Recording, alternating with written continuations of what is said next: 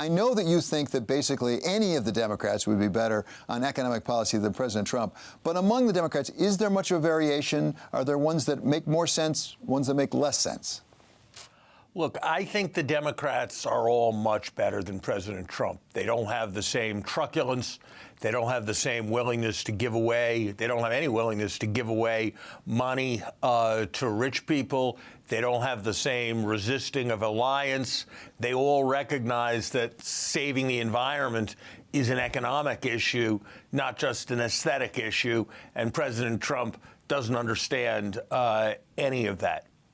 In general, I prefer the Democrats who recognize that inequality and fairness are crucial issues, but not the only crucial issues, and who also understand how important it is to grow our economy more rapidly. Because only with a growing economy and a more rapidly growing economy can we afford to provide early childhood education for all our kids. Only can we afford enough scientific research to clearly surpass China. Only can we afford to make the necessary investments in renewables to lead the world with respect to climate change. Only with more rapid growth can we raise middle class standards of living at a rapid rate. So I prefer the more moderate Democrats, people like former Vice President Biden, the candidates whose names begin with B, basically their last names, who recognize the importance of having a stronger economy in order to make it possible to do all the necessary public investment and to do all the necessary things to support the middle class. And the approach, frankly, taken by Senator Sanders and Senator Warren that acts like there's no constraint on how much the government can spend, that the government can add up its spending by literally tens of trillions of dollars, that there's no limit to how high the taxes that can be placed on affluent people are, that thinks the only issue is tearing down the people who are most successful in our country. Right. I don't think that's nearly as productive an approach. Okay, so let's turn to somebody who served in a Republican administration. What Larry just said, is that a Democratic point of view? Because pro-growth for the Democrats? Well, pro-growth should be everybody's point of view. It's not a Democratic or Republican phrase. I'm heartened to hear Larry say it. Certainly heartened to hear the attacks on what I would call fairly extreme views from Senator Sanders and Senator Warren. I would give the president a little more credit in economic policy. While he has made some steps that I don't agree with, I think by and large the corporate tax plan was very good. His bent towards lighter, smarter regulation, also very good. To me, the real frustration in this campaign is that we're going to talk about very big things like socialism, yes, no, as opposed to really what works. How are we actually going to fix health care? How are we actually going to have an infrastructure plan? And how do we prepare people for the modern world? Glenn, let me take you on a little bit there. There is no evidence of any kind that we have seen any substantial increase in investment because of cutting the corporate tax rate to 21%, but we've seen a huge gain to people at the top end. I don't know what the light, smart regulation is, but I'm more worried that we'll get ourselves into financial trouble again sometime in the next several years than I have been any time in a very long time. So I'm disappointed to see you, while adopting, I think, a valid philosophy, endorse the specifics of much of what the president has done. I mean, cut corporate tax rates, maybe. Expensing, I think maybe. But it's been hundreds of billions of dollars more expensive than you thought. Right. I think Glenn has an opportunity to respond. Just one quick addendum, Larry. I think the early evidence from the corporate tax plan was that investment did go up relative to trend.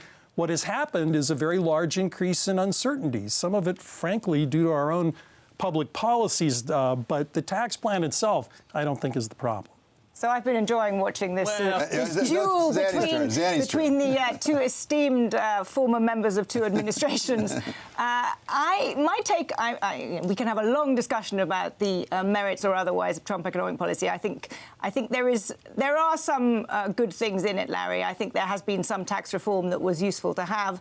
I think some of the deregulation was probably sensible. I think broadly the size of the fiscal deficit, I'm sure, Glenn, you would agree, is not where one would want a fiscal deficit right now. And the nature of much of the tax cut also left a lot to be desired. But for me, the striking thing about the Democrats, and we in our cover story this week have called them the repair faction and the radical faction. The radical faction, obviously, Elizabeth Warren, Bernie Sanders.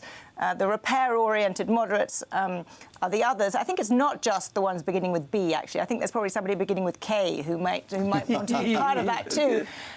But for me, the interesting thing is, even amongst them, how far the centre of gravity amongst what is now the moderates in the Democratic Party is to the left of where, certainly President Clinton was and President Obama was on many areas. So the scale of the spending plans, the attitude to trade, which I think is really, really interesting. Trade skepticism is now entrenched in the Democratic Party, and trade skepticism towards China is probably stronger, actually, there than even, or at least as strong as President Trump. There's not much daylight there. Perhaps it would be, more desire to work multilaterally, but the skepticism is absolutely there. Larry, you worked under both President Obama and President Clinton. Do you agree with Zanny in saying the entire center has moved to the left from where they were? I think events have changed the position of all economists. Zanny, one thing you said I don't agree with when when China was admitted into the WTO, there were about 200 Republican votes in the House of Representatives and 40 votes, if that, on the Democratic side. So right, wrong, good, bad, the Democrats have been skeptical about trade for a long time.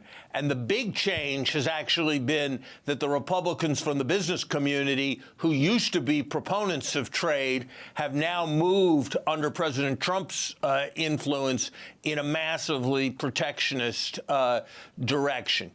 I think Zanny, an economist, has written many times about abnormally low interest rates, secular stagnation, and the need to think differently about fiscal policy. And I think all economists have moved on that, including Democratic economists. And you could call that a left-wing move. The Economist has written about the need to do much more than we realized was necessary a decade or two about global climate change. And Democratic economists have heard that message and have moved. Yes, that's a move to the left, but it's not some kind of ideological thing. It's a reflection of changing conditions, including widening inequality. Right. Yeah, I wasn't suggesting it was necessarily a bad thing, but I'm just struck at how, dramatic that move has been, and how actually, what is the centre of gravity of the party is now not where it was, frankly, even 6 years ago. Never mind, 16 years ago. So I think there has been a change. And if you look at the sort of scale of some of the spending plans, they're very dramatic. But what's really striking is the appeal of the radicals, if you will, and the really, really dramatic shift, not just in the sort of scale of the climate plans and so forth, but in the appropriate role for government in the U.S. economy. That you have serious candidates for the Democratic nomination now basically arguing that, not just that, in large companies you should have substantial worker representation on boards, but you should be taking shares and putting them in trust for workers. These are policies that Jeremy Corbyn was pushing in the UK.